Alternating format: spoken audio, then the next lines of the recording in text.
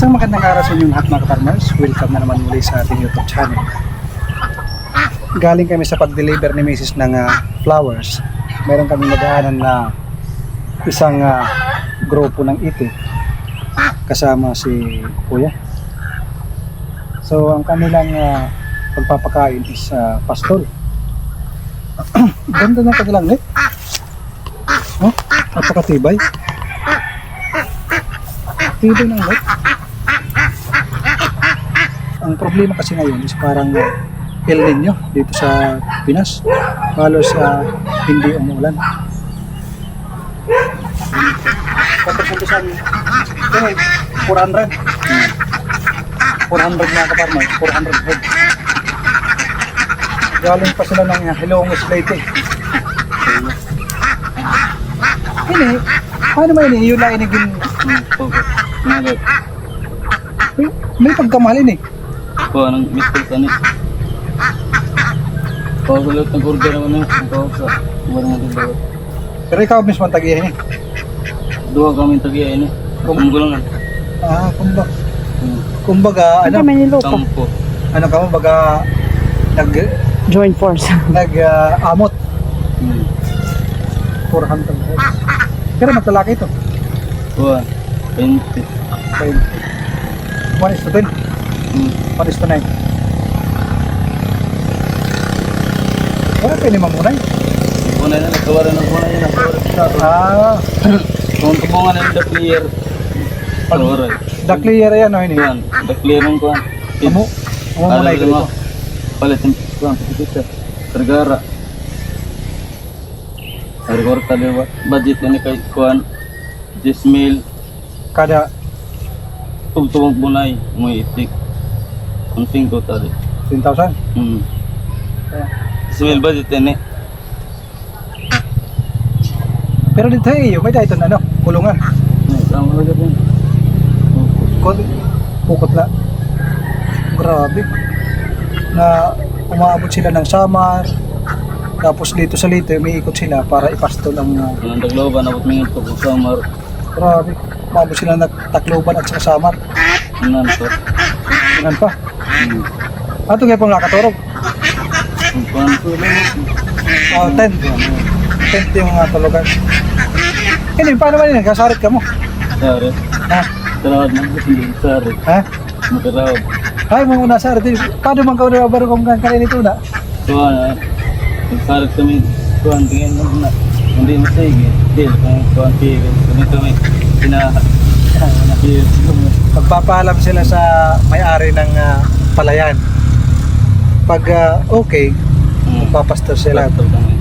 Hindi masayig eh. Dil. Okay. Pero pag hindi mag-okay, eh, walang magagawa. Ano maliniya? Para may tanong. Tubong. Pagtubong.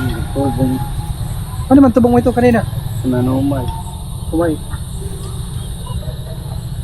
Dito yung kanilang patukaan. Palay.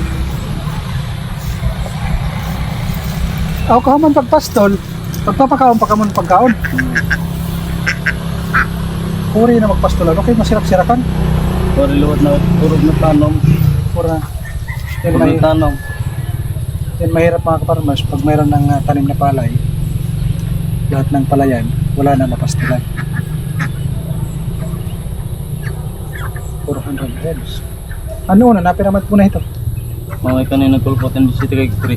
Ha? Di city. Kanina? Kuhan. Yan ang taon. Pag-waray na pagkaon. Pag wala pagkaon, Di, mabunang. grabing gastos. Hoy, maliwat ka kay mama. Ito kay 300. Sagis, maliwat ang buhok. Times daw. 300 ang 300 ang isa. Mahihayi kasi sir. Huwag kang mahiya kasi maraming kaparmers ang i-inspire sa mga ganitong kwento. Yan ang city kay Kri. 710 times 30. 30. 30. Then magkano isa? Yes. 10. 5,100. Isang araw lang yun. Isang araw. Pag magandang pagkain. Pero mga kaparmers, pag hindi magandang pagkain, nag-i-stop silang mangitlog. Dito natutulog sila, sir. Meron lang silang pinapa-tent. Yan, meron silang tubig. Meron silang gasol. Itagay ito, meron ito. Pero hindi ka tibay ito din yung maglilibot-libot ano? Sinanya nga ba? Parang gaya abot na yung palo. Palo. Sabi Hindi ka, ka Paano sinasakay ito?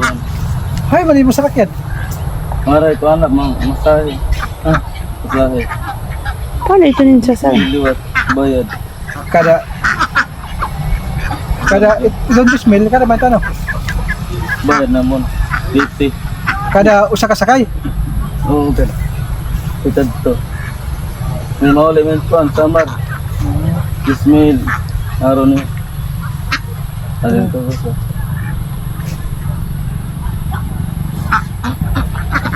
Ito lang ka mo.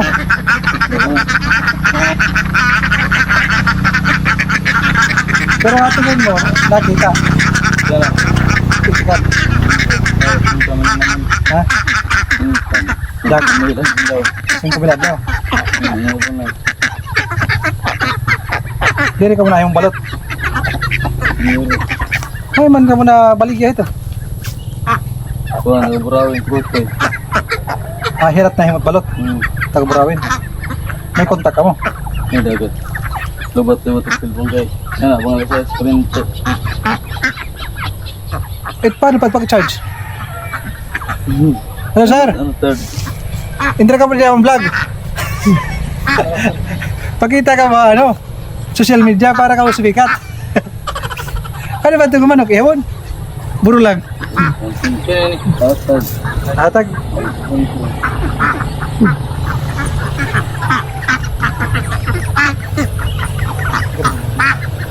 Ang tibay nila mga kaparmers. Matindi. Umiikot sila sa Leyte, pati sa Samar, para magpastol ng itik. 400 bucks. Nakakapagod pero may kita. Yan na, oras ito. Yan na. Ngayon mga kaparmers, dahil medyo short sa pagkain, puminto sa pangitlog. Saan naman tumabalik liwat? Pamunay. Yan, mataon.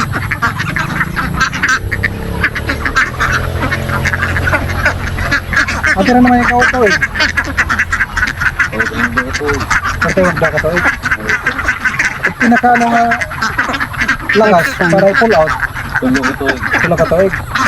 3 years mga farmers sa kanila, ipo-pull out na. Ito wala pa na itong 1 year.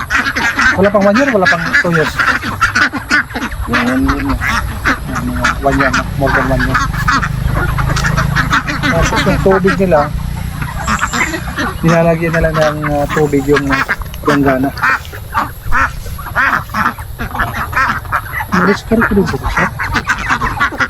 Sobrang sipag din sila bossing dahil imagine niyo iniikot nila yung buong Leyte kasama yung Samar para lang makapagpastol ng itik. Nagbabayad pa rin sila ng truck.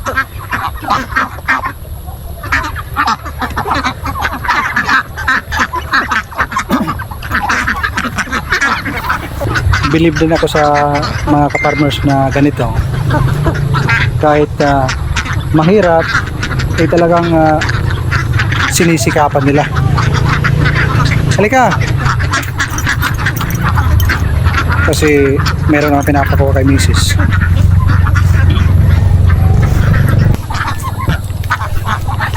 Yung mga ganitong diskarte ay talagang nakakabilib. Kahit sobrang hirap, talagang lumalaban sila ng patas. Nagsisikap. May mga panahon na nakakatsamba, kumikita.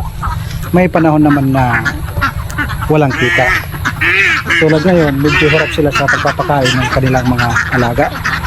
Ibinibinta nga ng 200 ang bawat isa, 400 heads. Kaso nga lang, wala tayong kulungan yan. At wala pa tayong budget mga farmers.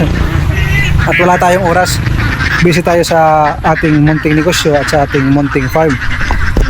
Ito, yung lona na ito, yung trapal na yan, dyan sila nagpapakain. At dyan sa napakahaba na palayan na yan, dyan sila nagpapastol. Kasi dito, hindi na taniman ng palay. Doon banda, mayroon na mga tanim na palay. At ito rin, meron din silang pinaka pen. Minsan kasi pinaghahati yung batch. Ito yung kanilang tulugan mga kaparmers. May saingan. Ito yung saingan. May tubig. Ayan. Meron silang egg tray. Yan yung ano nila, mga gamit. Nandun nga si Busong sa ilalim. Natutulog. Grabe ang tibay nila. Bigay mo na kay sir. At pagpasensya sir. Pagpasensya mo na. Ilo? Ha? Ayun ma'am. Ayun, sige na. Ayun. Pareho kita farmers. Pareho kita mga farmers. Kaya bulig-bulig kita. Salamat. Ayan. Uwi muna ako mga farmers. Nakita ko sila. Mga ganitong tao ay nakaka-inspire.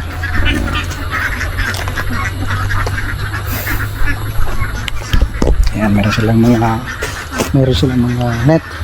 Ayan, nasa sako. Meron silang kasamang aso. Nakita ko kasi habang tayo ay papunta doon sa pag-deliver ng flowers. Sa totoo lang mga kaparmers, medyo naaawa ho ako dahil tumitindig yung aking balahibo sa mga ganyang tao na nagsisikap para mabuhay, kumita. Nakakapagod yung ginagawa nila. Sa kanyang kwento, kasi hindi siya nagtatagalog, waray-waray, sabi niya, iniikot nila yung Leyte, kung saan yung mga lugar na walang tanim na palay, doon sila magpapaalam. Once na mag-okay yung may-ari, ay papakawalan nila yung itik at saka isisit up yung kanilang net para diyan matulog. Grabe yung kanilang kalagayan ay sakripisyo. Naawa ho ako. So, yan mga farmers, nagbigay ko ng konti, pang ano man lang, mga snack.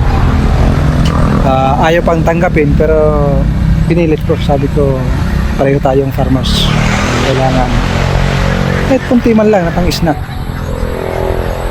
So ayan mga farmers, suportahan natin yung mga kapwa natin farmers dahil sila din ay malaking tulong din yan sa ekonomiya natin, sa tao. Hindi lang sila yung kumikita, yung ibinibinta nila na itlog at saka yung kumakain nun ay natutulungan din. So paano mga ka-farmers, dahil hapon na, mag-alas 6 na. Mag-alas 6 na o alas 6 na talaga? 5:57 na in the afternoon. Yun, paalam muna tayo.